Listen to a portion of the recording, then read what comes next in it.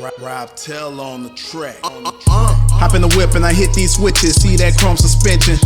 Look at the car, you know who did it. I don't have to mention. They know it's Alex from Hoppos. Custom work come from Hoppos. I'm Raffle if I go for anybody that gotta know.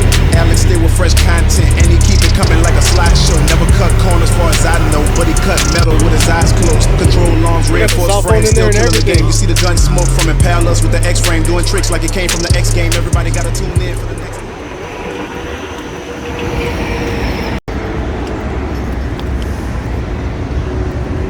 It's off.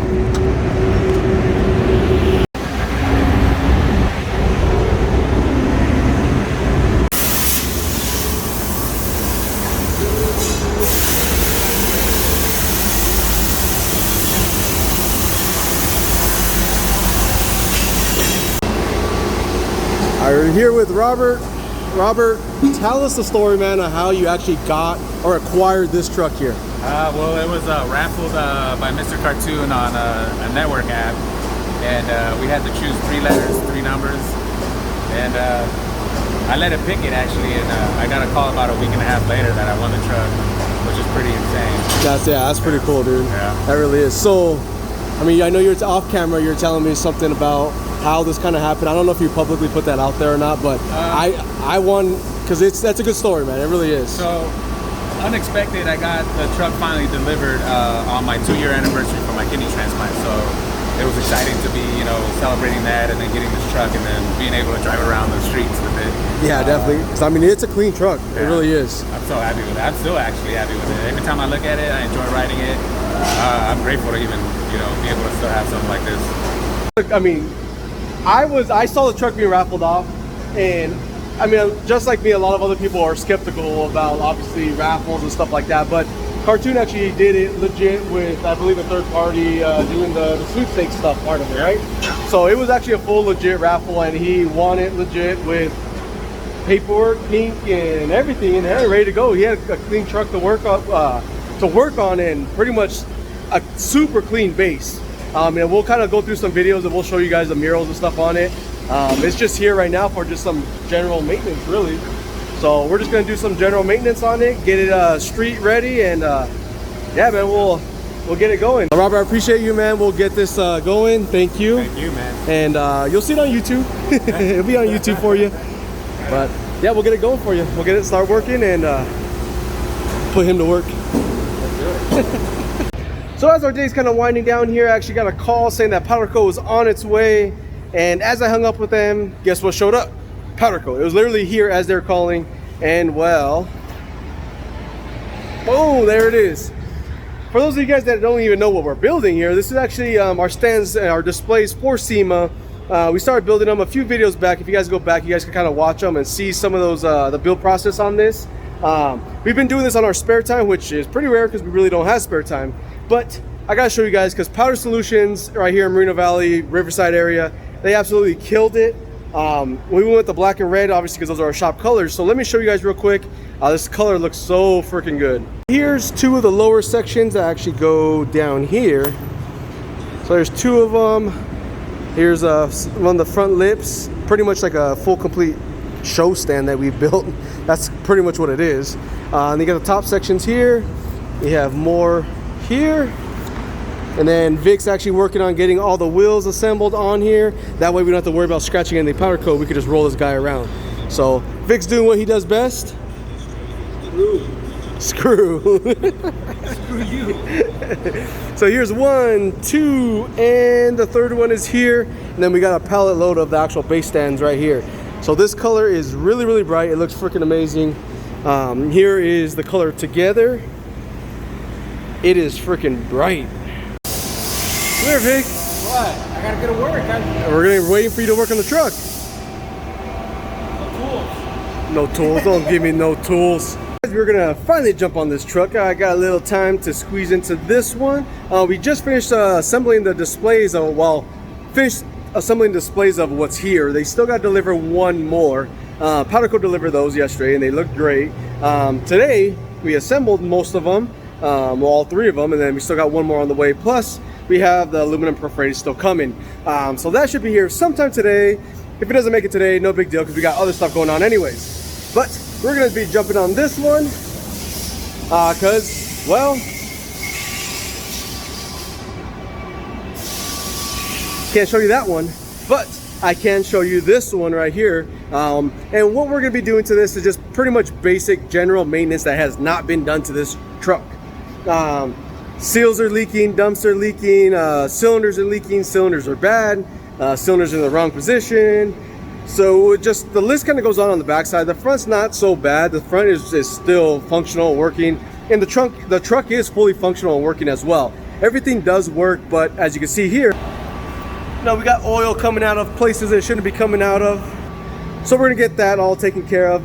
We're getting this truck jacked up right now, but it's a little tricky because the pumps are in the way, obviously. And I gotta keep the bed slightly up because it sits so low that it actually sits on the bed of the truck. So all that's gonna be adjusted along with all new hosing and just a cleanup of this. We're probably gonna also do some limit straps on this because I know the owner of the truck, I believe Robert, was a little scared on making sure that it wasn't gonna tip or break or anything like that. So just to add a little reassurance in his life, we're gonna put some limit straps on there, which those I have some here in stock, but I might have to go grab some of those, so we'll see. But let's get going on this thing. We got a lot of oil to spill. We're gonna crawl under here real quick and we're gonna get these Delta dumps. That's what we're gonna start off with, because those have the biggest drip back here along with the cylinder, and the cylinders are coming out. So I'm not gonna worry about that one, but Deltas. You got 4 right there. And on these, as long as you have all the pressure released off of everything, which we do right now, I just have it up on a jack. All you're gonna do is pretty much get this nut right here, which is normally a 3/4, drop this out, and then you're gonna get the big socket, and the coil will just fall out. A lot of people get scared on these because they think there's pressure in them. There's only pressure if you leave pressure in them. So let's get to that. All right, so we got our 3/4. Drop that one. Uh-oh, I got stuck. And we're just gonna do the same thing for all 4. These guys are just holding on by zip ties up on top, so we're just gonna let these guys hang for now. They're a little dangly, but they got the ground hooked up to the flat piece right here. So we're gonna actually just leave that for now, and then we're just gonna do the other 2 over here. Then we're gonna hit it with this guy up here, which I believe is a 28, if I'm not mistaken. So we got the coils off. Now we're gonna hit it with the 28 on the main cartridge. And I lied, it's not a 28. These must be original Deltas. So this one actually ended up being a 1-inch. So we got one out here. You see it's just making a mess everywhere. We're just gonna let it all drip out, that way we can clean out the interior of this. And then we'll also go ahead and check this guy for any debris and give this guy a nice rebuild. Clean it all out. Let's see if we get this next one in. One-handed. Someone's misplaced my tripod, so it makes things a little harder today.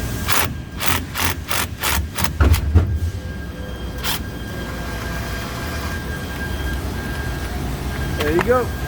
Sorry, my finger's kind of in the way. It's kind of hard doing it with one hand, trying to film this. Alright, so tripod is still MIA as of right now, so we're gonna just do this old school and prop it up against some stuff behind it. So we took off the actual cartridges. We got all 4 right here. When I pulled them off, you can actually feel the O-rings. Some of them are real hard, almost like a brittle, but there's actually a weird grit to the oil. So I'm gonna have to flush these out, clean these out. I'm gonna have to do that to all 4 of them, rebuild them, and then we'll clean out the insides as well, and then put them in. Here's all 4 cartridges all cleaned up. We just laid it out on a cloth right here. You kind of see the gunk that was coming out of them. So these are all been cleaned. They gave them a little bath. Now we're gonna go ahead and put on the O-rings, which the O-rings are just gonna be our standard Delta O-ring kits. So we can find these on the website. There's gonna be under the O-ring section. It's gonna be just Delta style. This is gonna be like just a quick fix on these guys, get these sealed back up. Even if these weren't seeping, I'm pretty sure these O-rings have never been really maintained in the last few years. You could tell how hard they were and brittle. So even though only one corner was really seeping, We're just going to do all 4 of them just because we're already here. We might as well do it. We're going to do the maintenance on it. So that way, you know, he can have a solid, 5 to 10 more years out of these guys as long as he doesn't overlock it.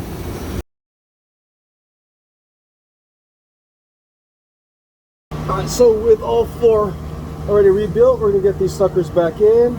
I just go in and put them all in hand tight. The insides have already all been cleaned out.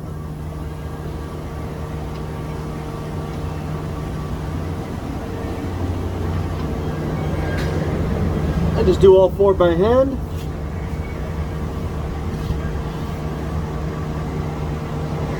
I get my Makita here, wipe it up because got a whole bunch of oil on there.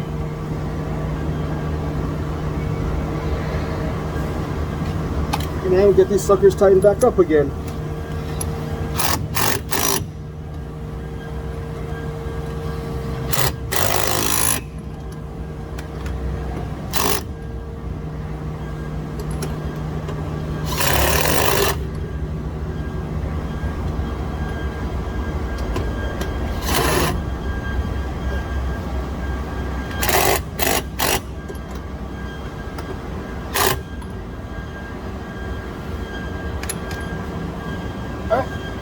Give it another wipe, make sure the cartridge and the stem is all cleaned up, and then we'll wipe up these coils too, just to clean off any oil debris that's on them, because those are pretty dirty earlier.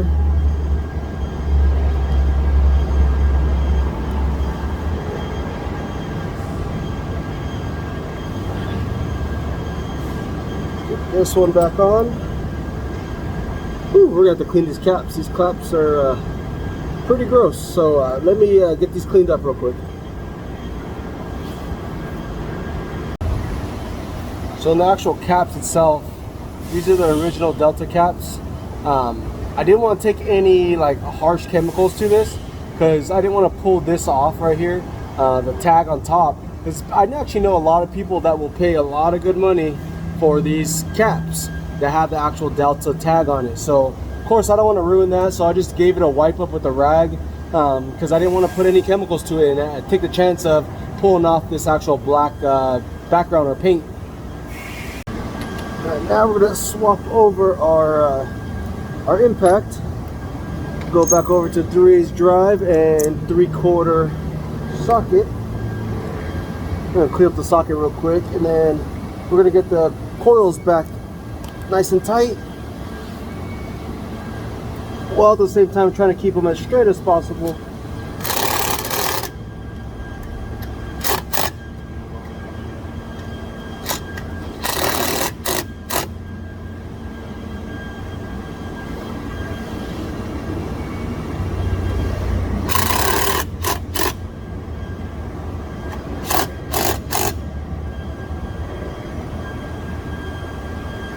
Alright,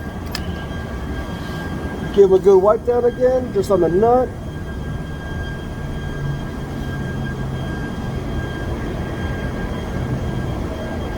And then the next step is we got 1, 2, 3 hoses leaking right here on the return side. So these are just 1-footers. So we're going to actually get these cleaned up, and we're going to actually just replace these out completely. Put all brand new return lines on here. Here's 1, here's 2, here's 3, here's 4. We'll get rid of those 4 real quick, and then we'll put brand new ones on. As you guys wondering, we are actually on the floor right now, and we're looking up at the pumps. The pumps are mounted on the backside. So we're gonna get off these returns. I'm hoping they're 11/16 because my fat butt just crawled out. Oh, it is. Wow. All right, so here's one problem. The hose is so tight that it's actually loosening the fitting because the fitting is loose. So let's see.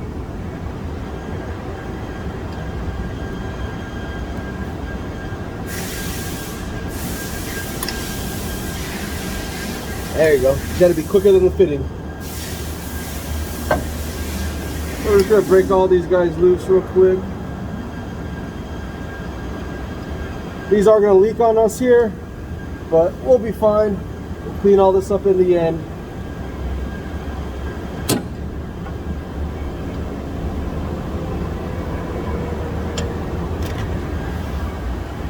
what I am going to do is I'm going to use a rag here so I don't get all over my hands. Take one off, let it go everywhere.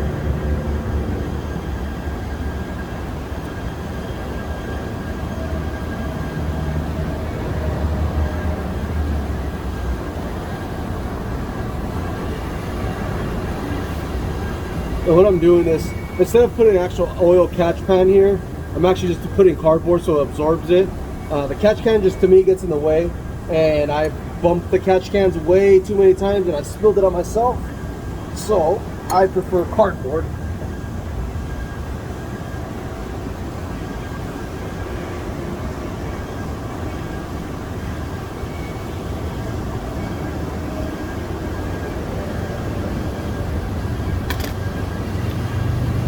We got two fresh 1 foot return lines here. These are our high pressure lines. Same thing, these all can be found on the website as well. If you go under pump components, I believe, and hoses, they should be right there. So these ones that we're using on here are number 6 JIC, which is a 3/8 hose. And again, all this stuff, I just always get it all hand tight. That way I have to do any type of adjusting I have to.